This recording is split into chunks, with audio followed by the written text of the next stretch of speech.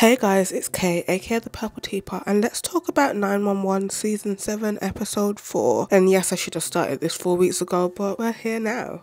So let's dive into the episode. And for those who don't know, I've been a weekly watcher of 911 for like a year now. I binged watched the show and then started Lone Star, which I liked but not as much. So now I'm all about 911 and less about Lone Star just because Cece's not in there. But that's a conversation for someone else. Let's get into the breakdown of this episode. First off, let's talk about Henrietta, or Hen, because I don't know why I said Henrietta.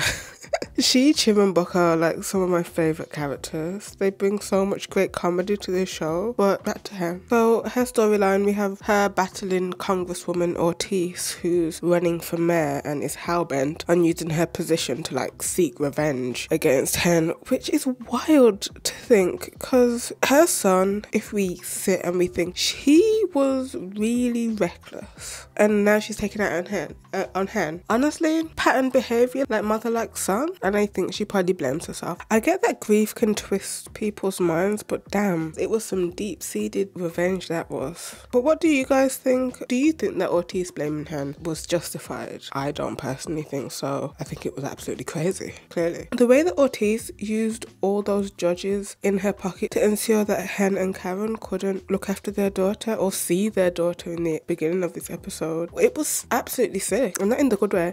When Mara first got to their house, she didn't speak at all until Hen and Karen put in that work, and Ortiz's fixation on blaming Hen for her pain is so toxic that instead of directing her anger towards the choices that her son made, she fixates on Hen. It's not just misguided, it's villainous. When you start hurting children because of your personal vendetta, you cross the line, in my opinion. You can blame Hen all you want, but when your actions start affecting kids, that's when you step back and you need to reassess your morals. Because at that point, she was no better than the person she was painting Hen to be, who she wasn't. Throughout this episode, Ortiz thought that she was in the right. Let me tell you, it was so frustrating to watch, and it was so satisfying to see Ortiz's campaign unravel by the end of the episode. After everything that had happened over the 2 seasons, seeing her fall was a breath of fresh air. It also gave Captain Gerard, who also was a villain up until this episode. He was a trusted friend to the mayor, but ultimately realised he wanted to retire and chill, and also thought that this woman was controlling and manipulating him, but that was part of his personality and it's a problem in its own. He was eyeing Bobby's job, which he got in the end, but we'll get to Bobby in a second. The fact that Ortiz had to end her campaign for mayor and likely her job as councilwoman was incredibly satisfying. She really thought that she was untouchable with all these connections, but when the integrity of her position crumbled, she was just left exposed. And it made me think,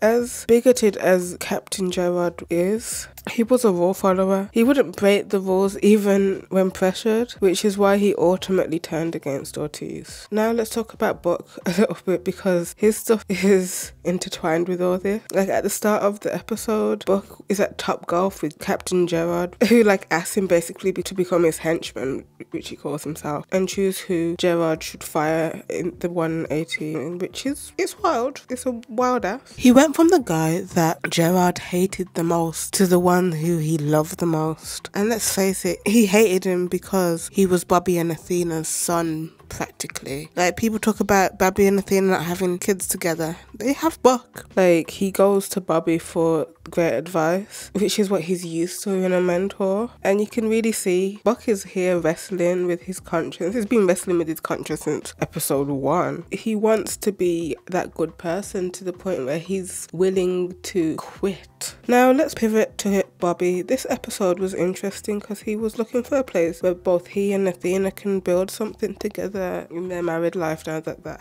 other house is burnt to the ground, kaboomed to the ground. But Athena has her own vision that she wants, and I think she's very tied to that past. She seems to believe that just because Bobby lived with her in that house, that everything will fall into place if the house looks exactly the same, but that's not how it works. But it was really important for both of them to realise that a physical space doesn't equate emotional comfort. I think Bobby wanted to build something new, especially after everything that he's lost. He's been through so much, losing his family, and it's clear he's looking for a fresh start with Athena. I totally get why he didn't want to move to like a carbon copy of that place. It had like early 2000s meets 70s vibe, and he seems like he wants a modern home because that house that they were in the first scene together was beautiful. I'm really curious to see what set they put them in next. But also, Bobby's storyline in this episode centers him finally getting back his job. I think it finally got to the point where enough people had pestered him that he had to come up with a plan, and the plan that he had worked. Gerard didn't want that job. He took it as a favour, really. To be fair, there was a point where I thought, when he was in that room with Ortiz, I thought he was actually going to burn the 118, but he didn't, and I was pleasantly surprised. It was like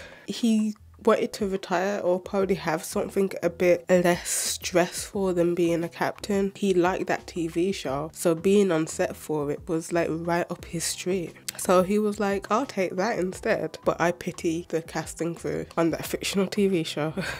Now, moving back to Athena, last week she was landing planes with a child as her co-pilot, and this week she's dealing with a tiger owner. Like, this woman cannot get a break. And then with her whole house situation, that's a big deal also, because I think why she wanted that building, it was a symbolization of the life she had built with her kids. But I feel like rebuilding on the same land was like a decent compromise. I think something new, but just in the same place, would be great. It's like a way to honour what she's had while building and moving, because that house was a present from her ex-husband. And like, imagine somebody gifts you a house. I don't think you'd ever want to let that go. If you had the chance to rebuild it, you'd rebuild it, because like, that was a gift. That was a gift from the person who gave her her 2 kids. What do you think of the situation of her like assuming that Bobby wanted to live in that same house? Also, I feel like that was like almost a dig to the audience, like they were gonna bring the same set back. That would have been quite funny, to be fair. Now let's talk about Chim. That scene where he's like tranquilizing the tiger was so funny. Chim acted like he knew he was like a secret agent, or he was about that life when he picked up that tranquilizer, but really he's just a paintball guy, which makes so much sense. It's like, Chim,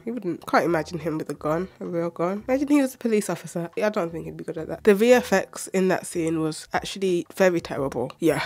And I knew the tiger was coming when he was looking for him, and I still jumped. But Chim got in there and did his big one. But finally, let's not forget about Eddie. He's still grappling with the guilt over not being there for his son Christopher. I understand that feeling, but I think that he needs to take some time for himself. For so long, he's been hopping from one relationship to another, trying to find a mother for Christopher instead of just being present. Honestly, I think this season is gonna be about Eddie rediscovering himself. And he needs to put the focus on who he is outside of being a firefighter and a dad. And this time that he's gonna get for growth is something that I hope we see him embrace. As we move forward in the season, I believe that Eddie will find some balance in his life, especially when Christopher returns from Texas at some point. I think there's great potential for character development here, and if I'm real, Eddie has never been my favourite character. Although I know so much about him, I don't feel like as a character he has learnt much. And I lean towards characters who develop meaningfully, and that's why Buck and Bobby are some of my favourite characters, like storyline wise, because they just have this depth to them that the writers have been able to create over the last 7 seasons that just make me very interested in their storyline. And I hope that Eddie gets there this season. There's always time, especially when the show's had 7 seasons. What do you guys think? Let me know your thoughts in the comments below. Anyways, thank you guys for listening to this breakdown. If I'm honest, these breakdowns are very stressful, especially when you really only have one day to make and I'm across the pond. But thanks for listening, and I'll see you later. Bye.